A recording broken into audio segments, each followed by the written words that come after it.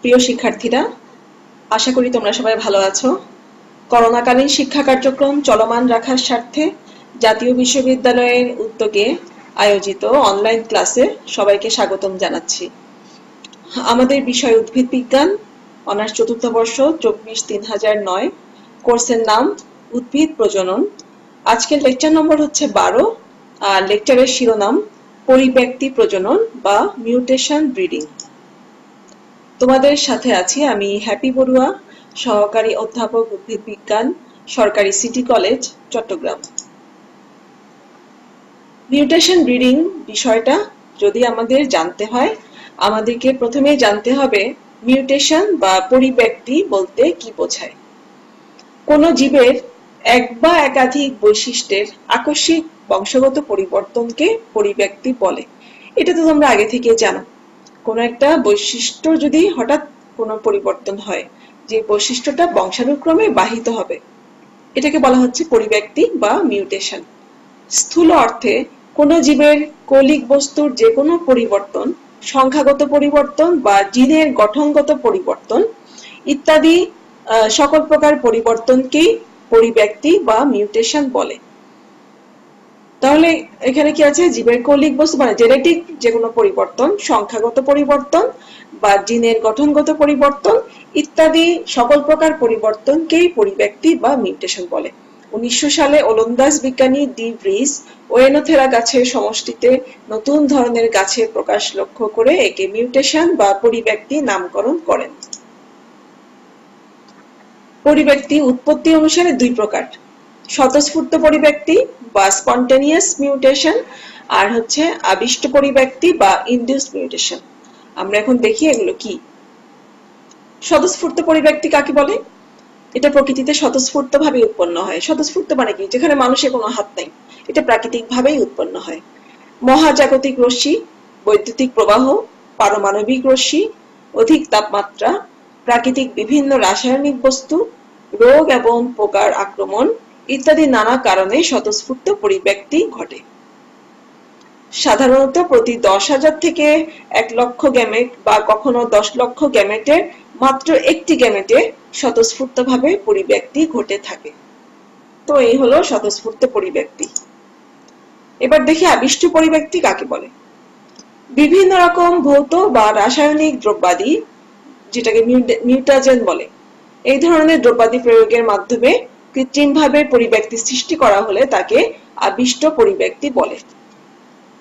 স্বতঃস্ফূর্ত পরিব্যক্তির হার অনেক কম বলে ফসল উন্নয়নের প্রয়োজনে অনেক সময় পরিব্যক্তি সৃষ্টির মাধ্যমে ফসলে বিভিন্নতা সৃষ্টি করা হয়। কৃত্রিমভাবে পরিব্যক্তি সৃষ্টির এই প্রক্রিয়াকে মিউটাজেনেসিস বলা হয় এবং যেসব জীবে মিউটেশন করা হয় তাদেরকে মিউট্যান্ট বলে। তোমরা এখান থেকে কয়েকটা টার্ম তোমরা নতুন পেলে। মিউটাজেন, মিউটাজেন কি? যেসব ভৌত বা রাসায়নিক দ্রব্যাদি মিউটেশন সৃষ্টি করে তাদেরকে বলা হয় মিউটাজেন, মিউটেশন বা পরিব্যক্তি সৃষ্টিকারক দ্রব্যাদি। মিউটাজেনেসিস কি? এই মিউটেশন সৃষ্টি করার এই প্রক্রিয়া, মানে কৃত্রিমভাবে যে পরিব্যক্তি সৃষ্টি হয় তাকে বলা হচ্ছে মিউটাজেনেসিস। আর যেসব জীবে এই মিউটাজেনেসিস ঘটবে বা যেসব জীবে মিউটেশন করা হয় তাকে বলা হয় মিউট্যান্ট। ধরো কোনো উদ্ভিদের উপর যদি মিউটেশন প্রয়োগ করা হয় তাহলে সেই উদ্ভিদটা হবে একটা মিউট্যান্ট উদ্ভিদ। ঠিক আছে, আমরা একবার দেখি মিউটেশনের বৈশিষ্ট্যগুলো কি কি। মিউট্যান্ট বৈশিষ্ট্যগুলো সাধারণত প্রচ্ছন্ন হয়ে থাকে। 2, অধিকাংশ মিউট্যান্ট ক্ষতিকারক, মাত্র 0.1% উপকারী হতে পারে। যে কোনো জিনে ঘটতে পারে, এটা আবর্তিত হতে পারে। 5 হচ্ছে কি? আবিষ্ট মিউটেশন একাধিক বৈশিষ্ট্য প্রভাবিত করতে পারে। এগুলো হচ্ছে মিউটেশনের বৈশিষ্ট্য। তাহলে প্রচ্ছন্ন বৈশিষ্ট্য হয়ে থাকে, এটা তো তোমরা আগেই জানো। প্রচ্ছন্ন বৈশিষ্ট্য মানে কি? এটা সহজে প্রকাশ পাবে না। যদি হোমোজাইগাস অবস্থায় আসে তখন মাত্র এই মিউটেশনের বৈশিষ্ট্যগুলো প্রকাশ পায়। অধিকাংশ মিউট্যান্ট ক্ষতিকারক হয়, মাত্র 0.1% উপকারী হতে পারে। এটা যে কোনো জিনে ঘটতে পারে। যেহেতু খুবই সূক্ষ্ম পর্যায়ে এই মিউটেশন ঘটে বা এই পরিবর্তনগুলো ঘটে, এটা কিন্তু জিনের যে কোনো জায়গাতেই ঘটতে পারে। আবার হচ্ছে আবিষ্ট মিউটেশন একাধিক বৈশিষ্ট্যকে প্রভাবিত করতে পারে। এবার আমরা মিউটাজেন সম্পর্কে একটু জেনে নেই। যেসব দ্রব্যাদি কোনো জীবের ডিএনএ তে পরিবর্তনের মাধ্যমে তার কৌলিক পরিবর্তন ঘটায়, অর্থাৎ পরিব্যক্তি সৃষ্টি করে, তাদেরকে পরিব্যক্তিকারক দ্রব্য বা মিউটাজেন বলে। এদেরকে দুইটা গ্রুপে ভাগ করা হয়, ভৌত পরিব্যক্তিকারক দ্রব্য এবং রাসায়নিক পরিব্যক্তিকারক দ্রব্য, ফিজিক্যাল মিউটাজেন এবং কেমিক্যাল মিউটাজেন।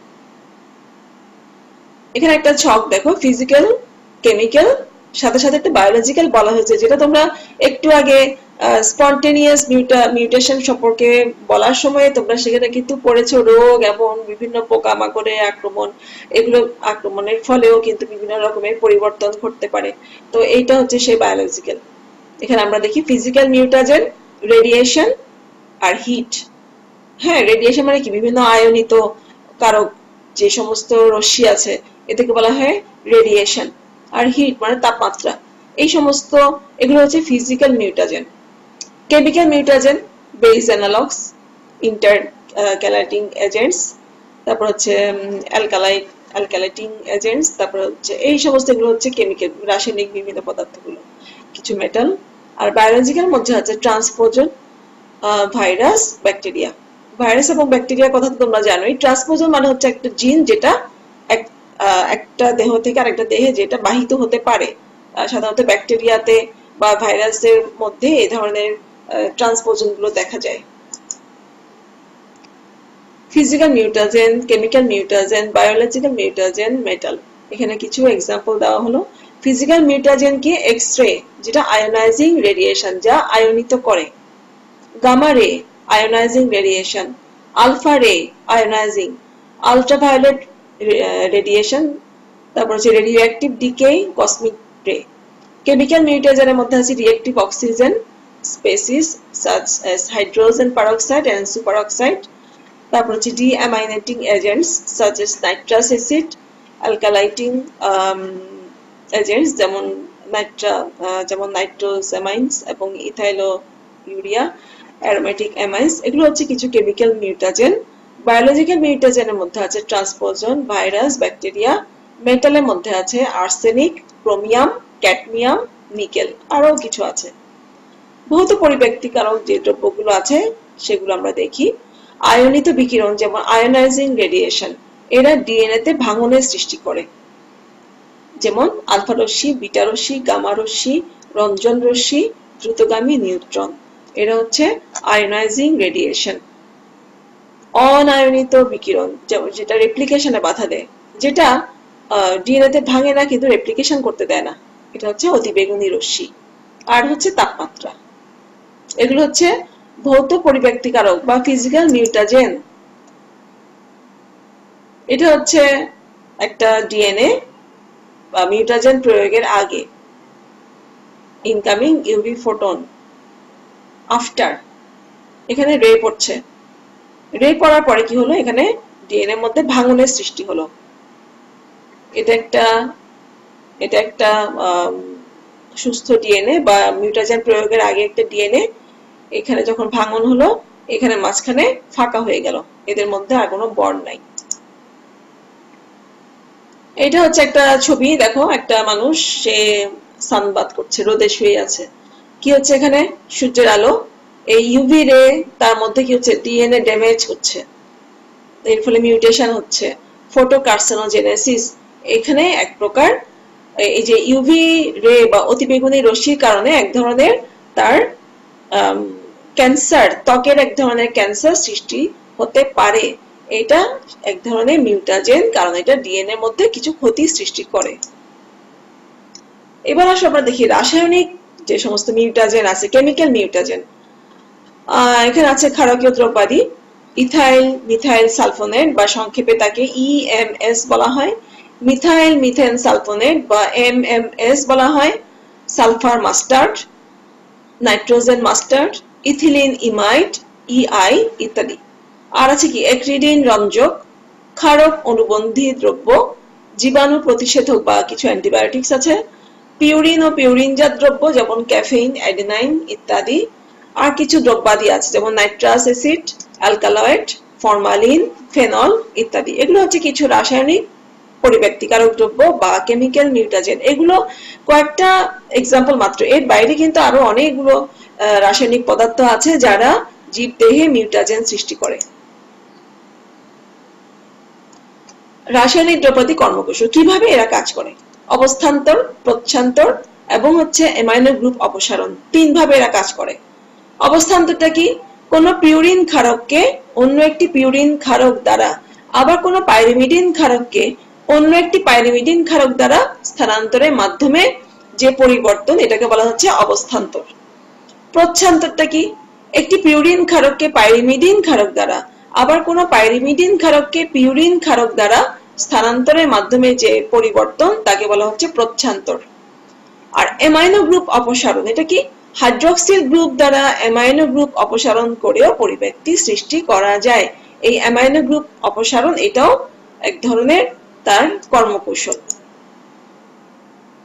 এবার আমরা দেখি মিউটেশন ব্রিডিং। এতক্ষণ তো আমরা মিউটেশন সম্পর্কে জানলাম বা মিউটাজেন সম্পর্কে জানলাম। এবার আমরা দেখি মিউটেশন ব্রিডিং।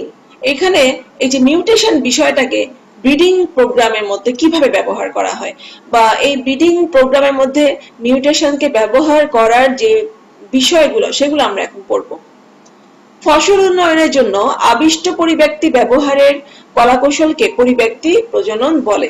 অর্থাৎ কোন ফসল উদ্ভিদ উন্নয়নের জন্য মিউটাজেনেসিস প্রক্রিয়া এবং মিউট্যান্ট উদ্ভিদ শনাক্ত ও পৃথকীকরণ প্রক্রিয়া সহ হোমোজিনিয়াস মিউট্যান্ট পপুলেশন সৃষ্টির পদ্ধতিকেই পরিব্যক্তি প্রজনন বলে। সাধারণত স্বপরাগী উদ্ভিদে এই পদ্ধতি প্রয়োগ করা হয়। তাহলে পরিব্যক্তি প্রজননটা কেন করানো হচ্ছে? যখন আমি কোনো একটা ফসল উদ্ভিদের উন্নয়ন চাচ্ছি, এখানে আবিষ্ট পরিব্যক্তি ব্যবহার করা হচ্ছে। এটা তো স্পন্টেনিয়াস নয়, অবশ্যই যেটা আমি করছি সেটা তো আবিষ্ট। তো এখানে মিউটাজেনেসিস প্রক্রিয়াটা করতে হবে, আবার এখান থেকে মিউট্যান্ট যে হলো, এই মিউট্যান্টটাকে আবার শনাক্ত করতে হবে এবং পৃথকীকরণ করা হবে। এই পুরো ব্যাপারটাকে বলা হচ্ছে পরিব্যক্তি প্রজনন। পরিব্যক্তি প্রজনন পদ্ধতির ধাপ: উন্নত অভিযোজনক্ষম জাতক নির্বাচন। মানে যেই জাতকের মধ্যে আমি মিউটেশন করতে চাচ্ছি বা যেই জাতকের মধ্যে আমি কোন একটা পরিবর্তন ঘটাতে চাচ্ছি, সেটা অবশ্যই অভিযোজনক্ষম হতে হবে। সেটা যদি আমার লোকাল এরিয়াতে যদি সে অভিযোজিত হতে নাই পারে, তাহলে তাকে এই ব্রিডিং প্রোগ্রামে আনারই তো কোনো প্রয়োজন ছিল না, তাই না? তো এর উন্নত বৈশিষ্ট্য থাকতে হবে, যা তার ফলন বা অন্যান্য বৈশিষ্ট্যগুলো তার ভালো থাকতে হবে। এই ধরনের একটা জাতক নির্বাচন করতে হবে। দুই হচ্ছে মিউটাজেন প্রয়োগের জন্য উদ্ভিদাংশ নির্বাচন। মানে আমি উদ্ভিদের কোন অংশের উপরে আমি মিউটাজেন প্রয়োগ করব, তার বীজ, পরাগরেণু, কাণ্ড, পুষ্পমঞ্জুরি ইত্যাদিকে ব্যবহার করতে পারি, আবার পুরো উদ্ভিদটাকেই ব্যবহার করতে পারি। তিন হচ্ছে মিউটাজেন নির্বাচন এবং এর প্রয়োগ মাত্রা নির্ধারণ। এটি নির্বাচিত উদ্ভিদাংশের উপর নির্ভর করে, মানে কার উপরে প্রয়োগ করব তার উপরে নির্ভর করবে আমি কোন মিউটাজেন ব্যবহার করব। সাধারণত বীজের জন্য রাসায়নিক মিউটাজেন এবং উদ্ভিদের অন্যান্য অংশের জন্য রেডিয়েশন প্রয়োগ করা হয়। বীজকে কয়েক ঘন্টা পানিতে ডুবিয়ে রাখার পর এতে রাসায়নিক মিউটাজেন প্রয়োগ করা হয়, এরপর পানিতে ধুয়ে ব্যবহার করা হয়। প্রথমে পানিতে ডুবিয়ে রাখতে হয় কেন? কারণ পানিতে ডুবিয়ে রাখলে সে অ্যাক্টিভ হয়, তার ভিতরে যে সমস্ত ফিজিওলজিক্যাল ব্যাপারগুলো সেগুলো অ্যাক্টিভ হয়ে ওঠে যখন বীজকে পানিতে কিছুক্ষণ ভিজিয়ে রাখা হয়। এরপর তার উপরে মিউটাজেন প্রয়োগ করা হয়, তারপর পানিতে ধুয়ে তাকে ব্যবহার করা হয়। মিউটাজেনের প্রয়োগ: মিউটাজেন প্রয়োগে উদ্ভিদের অঙ্কুরোদ্গম ক্ষমতা, বৃদ্ধি হার, গাছের উচ্চতা, সতেজতা ইত্যাদি হ্রাস পায়, এমনকি গাছের মৃত্যুও ঘটে। উপযুক্ত মিউটাজেন বলতে বোঝায় সর্বোচ্চ মিউটেশন কিন্তু সর্বনিম্ন সংখ্যক গাছের মৃত্যু। তাহলে মিউটাজেন যে আমি প্রয়োগ করব, এরপরে যে কোন একটা উদ্ভিদের অংশের উপরে আমি যে কিছু রাসায়নিক বা ফিজিক্যাল কিছু মিউটাজেন যে আমি প্রয়োগ করব, এটার ফলে তার মধ্যে কিছু রিঅ্যাকশন হয়, যেমন তার বৃদ্ধি হার কমে যাওয়া, তার অঙ্কুরোদ্গমের ক্ষমতা কমে যাওয়া, এমনকি মৃত্যু পর্যন্ত হয়। কিন্তু তার মধ্যে মিউটেশন যদি ঘটে তাহলে সেটা আমি নেব, কিন্তু দেখতে হবে যাতে তার মৃত্যু হার কম হয়। LD50 হচ্ছে এমন একটি মিউটাজেন যা প্রয়োগের পর 50% উদ্ভিদ মারা যায়। এটা হচ্ছে মিউটাজেন প্রয়োগ। এবার আসো তিন ভাবে মিউটাজেন প্রয়োগ করা হয়: সূক্ষ্ম, দীর্ঘকালীন আবর্তিত।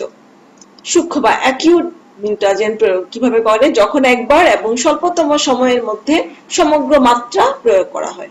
আমি যে ডোজটা নির্ধারণ করলাম, এই ডোজটা যখন একবারে এবং স্বল্পতম সময়ের জন্যই পুরোটা যখন ব্যবহার করব, তাকে বলা হবে সূক্ষ্ম বা অ্যাকিউট প্রয়োগ মাত্রা। দীর্ঘকালীন বা ক্রনিক, যখন দীর্ঘ সময় ধরে, সাধারণত একটি গাছের জীবন চক্র ধরে, মানে সমগ্র জীবন ধরে যদি সমগ্র মাত্রা প্রয়োগ করা হয়, তখন তাকে বলা হচ্ছে দীর্ঘকালীন বা ক্রনিক।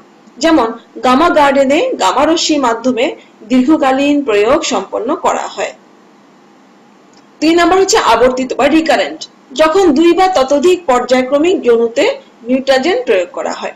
হ্যাঁ, যখন পরপর কয়েক বংশ ধরে যখন এই মিউটাজেন প্রয়োগ করা হবে, তখন তাকে বলা হবে রিকারেন্ট। এবার আসলে আমরা দেখি এটা কিভাবে করা হয়। সম্পূর্ণ গাছ বা গাছের যে কোনো অংশে রেডিয়েশন প্রয়োগ করার জন্য গামা ক্ষেত্র ব্যবহার করা হয়। এটাকে বলা হয় গামা গার্ডেন। হ্যাঁ, একটি গোলাকার মাঠের চারদিকে মাটির দেয়াল দিয়ে মাঝখানে একটি শক্তিশালী গামা উৎস রাখা হয়। তা থেকে বিকিরণের জন্য রাখা উদ্ভিদ বা উদ্ভিদাংশ বা বীজে গামা রশ্মি বা নিউট্রন রশ্মি প্রয়োগ করা হয়। তাহলে একটা মাঠ থাকবে, যার এই মাঠের চারদিকে মাটির দেওয়াল দেওয়া হবে, আর তার ঠিক মাঝখানে থাকবে গামা উৎস, মানে যেখান থেকে গামা রে অ্যাপ্লাই করা হবে। আর তার চারদিকে থাকবে যেই উদ্ভিদের উপরে এই গামা রে প্রয়োগ করা হবে, তা ওখানে টবে বা মাটির মধ্যে সেই গাছগুলো রাখা থাকবে। এর উপরেই কিন্তু এই গামা রে গুলো প্রয়োগ করা হবে। উদ্ভিদাংশী রেডিয়েশন প্রয়োগের সাথে সাথে এদেরকে জমিতে লাগানো হয়। আবার বীজকে শুষ্ক অবস্থায় বহুদিন সংরক্ষণ করে রাখা যায়। এগুলো হচ্ছে সেই গামা সিলিন্ডার। সাধারণত কোবার 60 একটা মেটাল থেকে এই ধরনের গামা রে প্রয়োগ করা হয়। এটাকে ওই যে গোলাকার মাঠের মাঝখানে রাখা হবে এবং এখান থেকে গামা রে প্রয়োগের মাধ্যমে উদ্ভিদের উপরে এই গামা রশ্মি প্রয়োগ করা হবে। এবারে দেখো, এই যে পরিব্যক্তি প্রজনন যেটা আমরা পড়ছি, মিউটেশন ব্রিডিং, এটার জন্য কয়েকটা ধাপ আছে। দেখো, M1 থেকে M9, M দিয়ে বোঝানো হচ্ছে মিউটেশন। মিউটেশন প্রয়োগ করার পরে 9 বছর কমপক্ষে সময় লাগে একটা মিউটেন্ট জাতকে বাজারে আনতে। M1 এখানে করা হলো কি, মিউটাজেন ট্রিটেড সিডস স্পেস প্ল্যান্টেড। প্রথমে মিউটাজেন প্রয়োগ করা হলো বীজের উপরে, তারপরে সেই বীজগুলোকে ফাঁকা ফাঁকা করে লাগানো হলো। এরপর হচ্ছে কি, seeds from individual plants harvested separately. এখান থেকে প্রত্যেকটা উদ্ভিদ থেকে বীজগুলোকে স্বতন্ত্রভাবে আলাদা আলাদা ভাবে এটাকে সংগ্রহ করা হলো। দ্বিতীয় বছর, ইন্ডিভিজুয়াল প্ল্যান্ট প্রোজেনিস আর grown, fertile, vigorous, normal looking plants harvested separately. এখান থেকে এই প্রত্যেকটা উদ্ভিদের বীজগুলোকে আলাদা করে লাগানো হলো, আর সেখান থেকে ফার্টাইল বা উর্বর, যাদের অন্যান্য সমস্ত বৈশিষ্ট্যগুলো ভালো, এদেরকে আলাদা করে নেওয়া হলো, আলাদা করে তাদের বীজগুলোকে রাখা হলো। তৃতীয় বছর কি করা হলো, individual plant progenies from selected plants grown. এখান থেকে যে সিলেক্টেড যে উদ্ভিদগুলো, মানে যাদের মধ্যে পরিবর্তন ঘটেছে বলে মনে হচ্ছে, এই ধরনের উদ্ভিদের বীজগুলোকে নেওয়া হলো, আর এই তৃতীয় বছরে তাদেরকে আলাদাভাবে সারি করে লাগানো হলো। Superior plants selected from superior progenies showing segregation. যাদেরকে মনে হচ্ছে মিউটেশন ঘটে গেছে, যাদের মধ্যে পরিবর্তন ঘটে গেছে বা সুপিরিয়র মনে হচ্ছে, তাদেরকে সংগ্রহ করা হলো। Homogeneous mutant progenies may be harvested in bulk. এখান থেকে একই রকম যে সমস্ত বৈশিষ্ট্য দেখাচ্ছে তাদেরকে একসাথে সংগ্রহ করে নেওয়া যায়। চতুর্থ বছরে কি হচ্ছে, individual plant progenies from selected plants grown. এখান থেকে তৃতীয় বছরে যাদেরকে আমি সিলেক্ট করলাম তাদেরকে আমি চতুর্থ বছর লাগালাম, আর এখান থেকে আবার সেই উন্নত বৈশিষ্ট্য সম্পন্ন সমসত্ব বা একই রকম যারা বৈশিষ্ট্য দেখাচ্ছে সেই হোমোজিনিয়াস লাইনগুলোকে আবার লাইনগুলো থেকে বীজগুলো কালেকশন করে নিলাম। পঞ্চম বছরে preliminary yield trial with a suitable check, superior lines selected। এখান থেকে আবার কি হলো, ফলন পরীক্ষা করা হবে। ফলন পরীক্ষার জন্য একটা সুইটেবল চেক উদ্ভিদ রাখা হবে। চেক মানে যেটা আবাদি জাত, যার ফলন ভালো, যার সাথে আমি তুলনা করব। মানে এর চাইতে ভালো নাকি এর চাইতে খারাপ, এটাকে বলা হচ্ছে সুপিরিয়র চেক বা সুইটেবল চেক। এটা লাগানো হলো এবং এখান থেকে সুপিরিয়র লাইনগুলো সিলেকশন করা হলো। M6 থেকে M8 6 থেকে 8 বছর পর্যন্ত আমি করব কি মাল্টি লোকেশন ইল ট্রায়াল আর outstanding line released as new variety. এখান থেকে আলাদা আলাদা ভাবে বিভিন্ন লোকেশনে লাগানো হবে তার বিভিন্ন পরিবেশে এই উদ্ভিদগুলো জন্মানোর ক্ষমতা দেখার জন্য। আর এখান থেকে সবচেয়ে ভালো বৈশিষ্ট্য সম্পন্ন যে লাইনগুলো তাদেরকে আলাদা করা হলো এবং তাদেরকে নিউ ভ্যারাইটি বা নতুন জাত হিসেবে তাদেরকে সংগ্রহ করা হলো। M9 মানে নবম বছরে কি হচ্ছে সিড মাল্টিপ্লিকেশন ফর ডিস্ট্রিবিউশন। যে লাইনগুলোকে আলাদা করা হলো তাদের বীজ বর্ধন করা হলো, তাদের সিড মাল্টিপ্লিকেশন করানো হলো আর তাদেরকে এরপর ডিস্ট্রিবিউশনের জন্য তাদের ব্যবস্থা নেওয়া হলো। এটা হচ্ছে মিউটেন্ট ব্রিডিং মানে মিউটেশনের প্রয়োগের মাধ্যমে কোনো একটা জাতের উন্নয়ন। এবারে দেখো দুই রকমের বিষয় আছে, একটা হচ্ছে অলিগোজেনিক ট্রেটস, একটা হচ্ছে পলিজেনিক ট্রেটস। মানে যখন এই যে মিউটেশন ব্রিডিং যে করা হবে সেটা কি এক জিনের দ্বারা নিয়ন্ত্রিত এই বৈশিষ্ট্যটা নাকি বহু জিন দ্বারা নিয়ন্ত্রিত? যদি এক জিন দ্বারা নিয়ন্ত্রিত হয় তখন তার কর্মকৌশল এক ধরনের হবে, আবার যদি বহু জিন দ্বারা নিয়ন্ত্রিত হয় তখন তার কর্মকৌশল আরেক রকমের হবে। যেমন প্রথম বছর কি হলো treated seeds planted seeds from individual plants harvested separately, আলাদা করা হলো। দ্বিতীয় বছর কি হলো individual plant progenies grown plants containing or suspected to contain the mutant alleles are harvested separately. এখান থেকে দ্বিতীয় বছরে প্ল্যান্ট প্রথম বছর থেকে নির্বাচিত উদ্ভিদগুলোকে সংগ্রহ করা হলো আর তাদেরকে আলাদা করে লাগানো হলো এবং যাদের মধ্যে মিউট্যান্ট অ্যালিল আছে বলে মনে হয় তাদেরকে সেপারেটলি তাদেরকে সংগ্রহ করা হলো। তৃতীয় বছরে কি হলো ইন্ডিভিজুয়াল প্ল্যান্ট প্রোজেনিস গ্রোন, হ্যাঁ যাদেরকে আমি সংগ্রহ করলাম তাদেরকে আমি আবার আলাদাভাবে তাদেরকে লাগালাম। Superior mutant lines harvested in bulk if they are homogeneous. এটা কিন্তু আমরা এর আগে যে ছবিটা দেখলাম সেই ছবিটাই আমরা তৃতীয় বছরে আমরা সুপিরিয়র যে সমস্ত মিউটেন্ট লাইনগুলো আমি পেলাম যাদের মধ্যে উন্নত বৈশিষ্ট্য আছে বলে আমার মনে হয় তাদেরকে আমি একসাথে নিয়ে সংগ্রহ করলাম। In heterogeneous progenies, individual plants may be selected. এখান থেকে কিছু heterogeneous progeny থেকে কিছু individual উদ্ভিদ আমি সংগ্রহ করতে পারি। চতুর্থ বছরে preliminary in trial with suitable check superior lines selected. চতুর্থ বছরে আমি করলাম কি তাদের ফলন পরীক্ষা করব এবং তার সাথে একটা সুইটেবল চেক থাকবে তুলনা করার জন্য। পঞ্চম থেকে সপ্তম বছর কি করব replicated yield trial at several locations, outstanding lines released, seed multiplication for distribution among farmers. অষ্টম বছরে আমি বীজ বর্ধন করব এবং কৃষকের হাতে পৌঁছাবো। এই হচ্ছে অলিগোজেনিক ট্রেটস, যদি এক জিন নিয়ন্ত্রিত কোনো একটা বৈশিষ্ট্যকে যদি আমি মিউটেশন ঘটাতে চাই। এবার পলিজেনিক ট্রেটস কি করব ট্রিটেড সিডস আর প্ল্যান্টেড প্রথম বছরে। দ্বিতীয় বছর হচ্ছে seeds from individual plants harvested separate. প্রথম বছরে আমি রোপণ করলাম, গাছগুলোকে রোপণ করলাম আর এখান থেকে বীজগুলো পৃথকভাবে আমি সংগ্রহ করলাম। দ্বিতীয় বছর আমি করব কি স্বতন্ত্র উদ্ভিদের পৃথক পৃথক সারিতে রোপণ করব আর এখান থেকে স্বাভাবিক সতেজ এবং উর্বর গাছগুলোকে আমি আলাদাভাবে আমি সংগ্রহ করব। তৃতীয় বছর আমি কি করব individual plant progenies of the selected plants grown, superior plants selected from superior progenies showing segregation. এটাও সেম তৃতীয় বছরে আমি তাই করব। নির্বাচিত স্বতন্ত্র উদ্ভিদের জাতক পৃথক পৃথক সারিতে রোপণ করব আর পৃথকীকরণ সংঘটিত সারি থেকে উৎকৃষ্ট উদ্ভিদ নির্বাচন করব। মানে যেখান থেকে আমার মনে হয়েছে যে এখানের মধ্যে মিউটেশন হয়ে গেছে বা এই বৈশিষ্ট্যটা বোধহয় আমি চেয়েছিলাম, এই ধরনের যে উদ্ভিদগুলো তাদের বীজ আমি সংগ্রহ করলাম। এবার চতুর্থ বছরে কি individual plant progenies of the selected plants grown superior homogeneous lines harvested in bulk আর সেগ্রিগেটিং লাইন্স ইউজুয়ালি রিজেক্টেড। এখান থেকে আমি চতুর্থ বছরে করছি কি নির্বাচিত স্বতন্ত্র উদ্ভিদের জাতক পৃথক পৃথক সারিতে লাগাবো, উৎকৃষ্টতর সমসত্ত্বীয় জাতক সারি বীজ একত্রে সংগ্রহ করব আর এখান থেকে পৃথকীকরণ সারি যেগুলো যে লাইনগুলো মনে হয়েছে যে যেখানে জিন সেগ্রিগেশন ঘটে গেছে বা আমি যে বৈশিষ্ট্যগুলো চাচ্ছিলাম সেই বৈশিষ্ট্যগুলো নাই, সেই ধরনের উদ্ভিদগুলো এখান থেকে বাদ দিতে হবে। পঞ্চম বছরে কি করছি? Preliminary yield trial with suitable check, superior lines selected। এখান থেকে আমি করছি কি, আমি সুইটেবল একটা চেকের সাথে আমি পাশাপাশি আমি লাগাবো এবং এখান থেকে ফলন পরীক্ষা করব। সুপিরিয়র লাইন্স সিলেক্টেড, এখান থেকে আবার উন্নত যে লাইনগুলো তাদেরকে আমি সংগ্রহ করব, তাদেরকে আমি সিলেক্ট করব।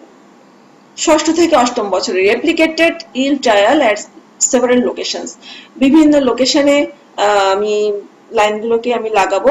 বিভিন্ন লোকেশনে লাগাবো কেন?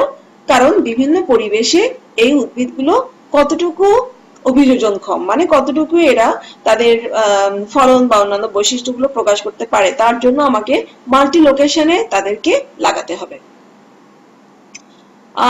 নবম বছরে seed multiplication for distribution among farmers. অষ্টম বছরে আমি যাদেরকে পেলাম তারাই কিন্তু আমার জন্য সেই মিউট্যান্ট জাত, এবং তাকে নবম বছরে তাদের বীজ বর্ধন করা হয় আর এদের বীজ কৃষকের হাতে পৌঁছানো হয়। তো এই হচ্ছে পলিজেনিক বৈশিষ্ট্যের জন্য কিভাবে ধারাবাহিক কর্মকৌশল করা হয়। ফসল উন্নয়নে পরিব্যক্তির ব্যবহার। 1. নতুন জাত হিসেবে সরাসরি অবমুক্তি। কোন ফসলের এক বা একাধিক বৈশিষ্ট্য উন্নয়নের জন্য প্রয়োজনীয় কৌলিক বিভিন্নতা যখন প্রকৃতিতে অনুপস্থিত থাকে তখন পরিব্যক্তি সৃষ্টির মাধ্যমে কিছুটা হলেও ভিন্নতা সৃষ্টি করা যায়। এটা কি? এটাই হচ্ছে মেইন কথা। কিন্তু আমি যখন কোনো একটা উদ্ভিদের উন্নয়ন ঘটাতে চাইবো এবং আমার আশেপাশে যে সমস্ত উদ্ভিদ আছে সেখানে যদি আমি সেই বৈশিষ্ট্যটা যদি আমি না পাই তাহলে আমি কি করব? তাহলে আমি করছি কি, ওই উদ্ভিদের নির্দিষ্ট জায়গায় তার জিনের মধ্যে একটা পরিবর্তন আমি ঘটিয়ে দেব, এবং তার জিনের মধ্যে যখন একটা পরিবর্তন ঘটে গেল তখন সেই জিনের কারণে তার মধ্যে একটা আলাদা একটা বৈশিষ্ট্য আসে, এবং এই বৈশিষ্ট্যটাকেই পরবর্তীতে আমি প্রজননের জন্য ব্যবহার করব, মানে তাকে কোনো একটা প্রজনক হিসেবে ব্যবহার করব, এবং সেখান থেকে সংকরায়নের মাধ্যমে আমি নতুন কোনো বৈশিষ্ট্য বিশিষ্ট উদ্ভিদ আমি কোনো একটা জাত আমি অবমুক্ত করতে পারবো। এটার জন্য কিন্তু পরিব্যক্তি প্রজনন বা মিউটেশন ব্রিডিং সংকরায়ন কর্মসূচিতে প্রজনক হিসেবে ব্যবহার করা যায়। ফলন সহ অন্যান্য পরিমাণাত্মক বৈশিষ্ট্য উন্নয়নের জন্য পরিব্যক্তি ব্যবহার করা হয়। কোনো একটি অভিযোজনক্ষম উচ্চ ফলনশীল জাতে দু একটি ত্রুটিপূর্ণ বৈশিষ্ট্য থাকলে তা পরিব্যক্তির মাধ্যমে সারিয়ে তোলা যায়। ঠিক আছে? কোন একটা জাত উচ্চ ফলনশীল জাত এবং অভিযোজনক্ষম, কিন্তু এর মধ্যে যদি কয়েকটা বৈশিষ্ট্য যদি ত্রুটিপূর্ণ থাকে, যেটা আমরা চাই না, এই ধরনের বৈশিষ্ট্যগুলো পরিব্যক্তির মাধ্যমে তার জিনে যদি পরিবর্তন ঘটাতে পারি সেটা সারিয়ে তোলা যাবে। আবার 6 নম্বর হচ্ছে, কোন ফসলের জাতে উন্নত বৈশিষ্ট্যের সাথে কোনো অনাকাঙ্ক্ষিত বৈশিষ্ট্য থাকলে এবং তা জিনে যুতবদ্ধতা বা লিঙ্কেজের কারণে হয়ে থাকলে তা মিউটাজেন প্রয়োগ করে ভেঙে ফেলা যায়। ফলে ক্রোমোজোমের অংশ বিনিময়ের মাধ্যমে অনাকাঙ্ক্ষিত বৈশিষ্ট্য মুক্ত জাত পাওয়া সম্ভব হতে পারে। তোমরা জানো যে লিঙ্কড অবস্থায় কোনো জিন বংশানুক্রমে বাহিত হয়, কোনো একটা জিনের সাথে আরেকটা জিন লিঙ্কড বা যুতবদ্ধ অবস্থায় পরবর্তী বংশধরে বাহিত হয়। এখন যে বৈশিষ্ট্যটা লিঙ্কড অবস্থায় আছে সেটা যদি অনাকাঙ্ক্ষিত হয় তাহলে আমি করব কি, ওই মিউটাজেন প্রয়োগের মাধ্যমে তাকে আমি ভেঙে ফেলবো, এবং এটা করা যায়। মিউটাজেন প্রয়োগ করে ভেঙে তারপর তাকে ব্যবহার করা যায়। 7 নম্বর হচ্ছে, হ্যাপ্লয়েড সারি উৎপন্ন করা সম্ভব। হ্যাপ্লয়েড সারি উৎপন্ন আমি কেন করব? কারণ হ্যাপ্লয়েড সারি থেকে উদ্ভিদ প্রজননের মাধ্যমে নতুন ভাবে প্রজনক হিসেবে ব্যবহার করা যায়। হ্যাপ্লয়েড সারি থেকে ডিপ্লয়েড করা যায়, কলচিচিন প্রয়োগ করা যায়। হ্যাঁ, এরকম বিভিন্ন বিষয় আছে যেটার কারণে হ্যাপ্লয়েড সারি কিন্তু প্ল্যান্ট ব্রিডিং এ অনেক গুরুত্বপূর্ণ। পুংবন্ধা লাইন তৈরির জন্য মিউটেশন করা হয়। বার্লিতে ইথিডিয়াম ব্রোমাইডের সাহায্যে সাইটোপ্লাজমিক পুংবন্ধাত্ব সৃষ্টি করা হয়েছে। পুংবন্ধা লাইন কেন করব বা এটার কার্যকারিতা কি, এগুলো কিন্তু আমরা আগের ক্লাসে আমরা পড়ে ফেলেছি, তোমরা দরকার হলে একটু দেখে নিও। পুংবন্ধাত্ব একটা আলাদা ক্লাস আছে আমার। তো এখানে এই পুংবন্ধা লাইন তৈরি করার জন্য মিউটেশন করা হয়। বার্লিতে ইথিলিয়াম ইথিডিয়াম ব্রোমাইডের সাহায্যে সাইটোপ্লাজমিক বন্ধাত্ম সৃষ্টি করা হয়েছে। 8 নম্বরে হচ্ছে কোনো নতুন বৈশিষ্ট্য আনয়নের জন্য মিউটেশন প্রজননই সবচেয়ে সহজ এবং সর্বোত্তম পন্থা। যেটা আমার জাতের মধ্যে আমি আনতে চাই কোনো একটা বৈশিষ্ট্য যেটা আমার আশেপাশে বা আমার দেশে বা আমার এই লোকালিটিতে নাই, এই ধরনের বৈশিষ্ট্য আনার জন্য মিউটেশন প্রজনন হচ্ছে সবচাইতে সহজ এবং সর্বোত্তম পন্থা। 9 নম্বর হচ্ছে কি পরিব্যক্ত উদ্ভিদ বা উদ্ভিদাংশ ব্যবহার নিরাপদ আর নির্দিষ্ট জিনকে টার্গেট করা যায়। তো এই হচ্ছে পরিব্যক্তি প্রজননের ব্যবহার বা সুবিধা যাই বলো। এখানে যে পরিব্যক্তি ঘটানো হয় এটা কিন্তু বর্তমানে কিন্তু এই পরিব্যক্তি প্রজনন অনেক বেশি পরিমাণে ব্যবহৃত হচ্ছে। আমরা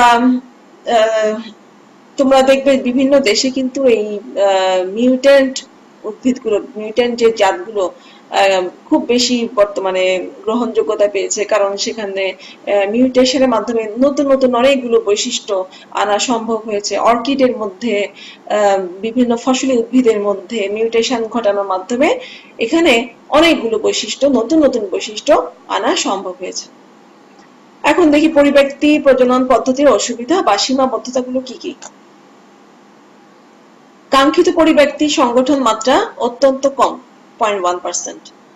অনেক মিউটেশন বংশানুসৃত হয় না, বেশিরভাগ ক্ষেত্রে মিউটেশন প্রচ্ছন্ন হয়ে থাকে, কিন্তু বৈশিষ্ট্য প্রকাশের জন্য প্রকট মিউটেশন বা প্রচ্ছন্ন হোমোজাইগাস প্রয়োজন হয়। তো এটা একটা অসুবিধা। চতুর্থ হচ্ছে পরিব্যক্তি প্রজননে দ্বিতীয় জনুতে প্রচুর সংখ্যক গাছ জন্মানোর প্রয়োজন হয়, তাই এতে প্রচুর সময়, অর্থ এবং শ্রমের প্রয়োজন হয়। 5 হচ্ছে কি অধিকাংশ পরিব্যক্তি ক্ষতিকর, তাই প্রজননবিদদের কাছে এদের কোনো মূল্য নেই। পরিব্যক্তি যখন হচ্ছে আমি কিন্তু আগে থেকে জানি না যে কোন পর্যায়ে এটার ফলটা কি ধরনের হবে। যদি ক্ষতিকর হয় তাহলে কিন্তু প্রজননবিদদের কাছে এর কোনো মূল্যই থাকবে না। বাংলাদেশে পরিব্যক্তি প্রজননের সাফল্য। বাংলাদেশে বিনা এবং বিএইউ, হ্যাঁ বিনা মানে হচ্ছে Bangladesh institute of nuclear agriculture research, এরা মিউটেশন নিয়ে কাজ করে। মিউটেশন ব্রিডিং এর মাধ্যমে তারা করেছেন কি গামা রশ্মি প্রয়োগের মাধ্যমে ইরি 8 থেকে ইরাটম 24, ইরাটম 38, নাইজার শাইল ধান হতে বিনা শাইল জাতের ধান, ফরিদপুর 1 ছোলা হতে হাইগ্রো ছোলা, ডি 145 যেই পাটটা আছে তা থেকে অ্যাটম পাট 38 উদ্ভাবন করেছে। এটা হচ্ছে BINA, Bangladesh institute of nuclear agriculture research. তারা এগুলো ছাড়াও কিন্তু আরো অনেক কাজ আছে, আমি তোমাদেরকে পরবর্তী আরেকটা ক্লাসে আমি তোমাদেরকে এই সম্পর্কে আরো বিশদভাবে জানাবো। বিএইউ বাংলাদেশ এগ্রিকালচার ইউনিভার্সিটি, তারা করছেন কি বিএইউ M12 হতে রাসায়নিক মিউটাজেন প্রয়োগে সম্পদ, আর বিএইউ 248 হতে সঞ্চল নামক সরিষা উদ্ভাবন করেছে। এগুলো হচ্ছে পরিব্যক্তি প্রজননের কয়েকটা সাফল্য। এই যে দেখো এখানে একটা লিস্ট আছে, হ্যাঁ এখানে বিনা থেকে রিলিজ পাওয়া কিছু উদ্ভিদ, যেমন ইরাটম 24, এটা প্যারেন্ট হচ্ছে IR8। এখানে কি ধরনের পরিবর্তন ঘটলো? ইরাটম 38 এর প্যারেন্ট ছিল IR8। বিনা শাইল, এটা হচ্ছে নাইজার শাইল থেকে আসছে, হ্যাঁ। এরপর হচ্ছে বিনা ধান 4, এর প্যারেন্ট হচ্ছে BR4, আর ইরাটম 24 এর মধ্যে আবার সংকরায়ন করে তার মধ্যে মিউটেশন করার ফলে বিনা ধান 4 আসলো। বিনা ধান 5, ইরাটম 24 আর হচ্ছে ডুলার, এখানে এই দুটার মধ্যে সংকরায়ন করা হলো এবং তারপরে তার উপরে মিউটেশন প্রয়োগ করা হলো। বিনা ধান 6, ইরাটম 24 এবং এর সাথে সংকরায়নের মাধ্যমে উৎপন্ন হলো। তারপর হচ্ছে বিনা ধান 7, বিনা ধান 9, এগুলো হচ্ছে এই বিনা থেকে উদ্ভাবিত কিছু ধানের জাত। এবার আমরা ছবি দেখি কয়েকটা। এগুলো হচ্ছে মিউটেশন ঘটার ফলে এই যে ফুলের মধ্যে কিছু পরিবর্তন, হ্যাঁ এখানে এই ফুলের অর্ধেকটা হলুদ অর্ধেকটা লাল, আবার এই ফুলের মধ্যে আবার এখানে মনে হচ্ছে যেন এটা একটা ফুলের মধ্যে দুটা ফুল, এগুলো সব মিউট্যান্ট, এদের মধ্যে জিনের মধ্যে কিছু পরিবর্তন করার ফলে এদের মধ্যে নতুন ধরনের কিছু বৈশিষ্ট্য আসলো, যেটা আমার জন্য আকাঙ্ক্ষিত। ধরো এই ফুলগুলো বাণিজ্যিকভাবে কিন্তু অনেক আকাঙ্ক্ষিত কিছু জাত, যাদেরকে মানুষ হয়তো শোভাবর্ধনকারী উদ্ভিদ হিসেবে লাগাবে। তো এই ধরনের বিভিন্ন প্রয়োজনে এই মিউটেশন প্রয়োগ করা হয়। এখানে দেখো একটা ছবি, দেখো কি সুন্দর ফুলটা। এই ফুলের মধ্যে যে মাঝখানে যে অংশটা দেখো, এটা কিন্তু স্বাভাবিক না, এবং এখানে যে মাল্টিপেটাল, এগুলো কিন্তু মিউটেশনের মাধ্যমে সম্পন্ন করা হলো। এখানে দেখো, এখানে একটা ঘাস জাতীয় একটা উদ্ভিদ, এটার মধ্যে পাতায় এখানে মিউটেশন ঘটার ফলে তার পাতার মধ্যে এক ধরনের নকশার মতো সৃষ্টি হলো। দেখো, এই কারণে এই উদ্ভিদটা আকাঙ্ক্ষিত হতে পারে, যাকে শোভাবর্ধনকারী উদ্ভিদ হিসেবে লাগানো হতে পারে। আজকের এই ক্লাসটা করার জন্য আমি কয়েকটা বইয়ের সাহায্য নিয়েছি। এগুলো হচ্ছে উদ্ভিদ প্রজনন ও বিবর্তন, ডক্টর মোহাম্মদ শহীদুর রশিদ ভূঁইয়া; উদ্ভিদ প্রজনন, professor doctor Mohammad Abdul Shahid; R W. অ্যালার্ডের principles of plant breeding; H K. চৌধুরীর elementary principles of plant breeding; B D. Singh এর plant breeding principles and methods; আর হচ্ছে ইন্টারনেট এবং গুগল থেকে বিভিন্ন ছবি এবং তথ্য আমি সংগ্রহ করেছি। তো আজকের ক্লাসটা তোমাদের জন্য অনেক বেশি ইম্পর্টেন্ট ছিল।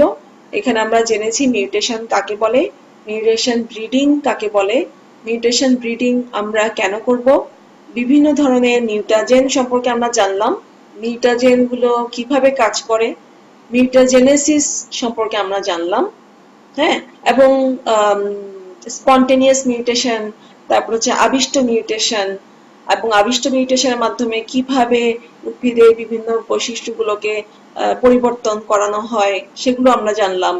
তারপর হচ্ছে মিউটেশন ব্রিডিং এর যে ধাপগুলো, অলিগোজিন বা এক জিন নিয়ন্ত্রিত কোনো বৈশিষ্ট্যের জন্য যদি মিউটেশন ঘটানো হয়, সেখানে আমরা কি করব, যদি পলিজেনিক বা বহুজিন দ্বারা নিয়ন্ত্রিত কোনো বৈশিষ্ট্য যদি হয়, সেক্ষেত্রে আমরা কি করব, তার কর্মকৌশল কি হবে, আমরা আজকে এই বিষয়গুলো জানলাম। সাথে সাথে বাংলাদেশে কি কি সাফল্য অর্জিত হয়েছে সেই সম্পর্কে আমরা জানলাম।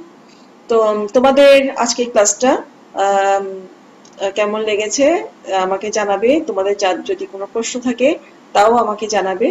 তোমাদের সবার জন্য অনেক শুভকামনা থাকলো আজকে ক্লাসটা করার জন্য, মন দিয়ে শোনার জন্য। তোমাদের সবাইকে অনেক অনেক ধন্যবাদ জানাচ্ছি।